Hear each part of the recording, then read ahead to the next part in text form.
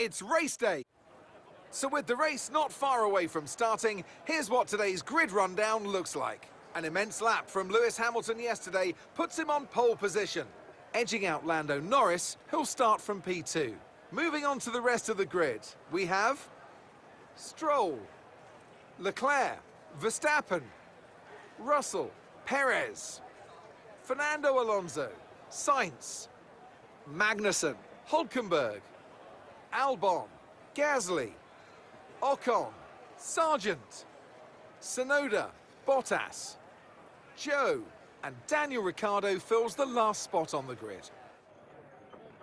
Anthony Davidson joins me once again in the commentary box, and it's fantastic to have you with us here, but I'm curious, as a man with experience out on the track, how do you stop those pre-race nerves from becoming overwhelming when you're lining up on the grid? Well, I imagine they'll be starting to feel the adrenaline as they anticipate the run down into turn one, a bit like preparing to go into battle. The unknown situation will bring nerves, but that's a good thing. It will keep them focused on the moment and on their surroundings as we build towards the start of the Grand Prix.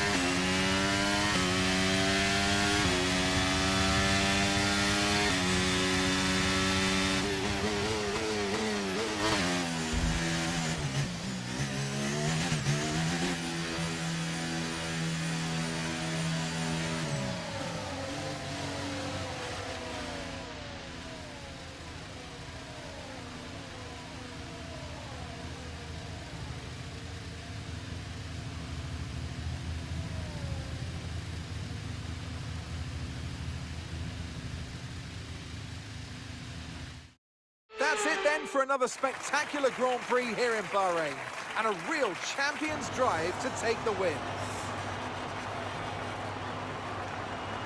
Well, Anthony Davidson, a resounding victory today, but what set them apart from the rest? I feel like consistency was probably...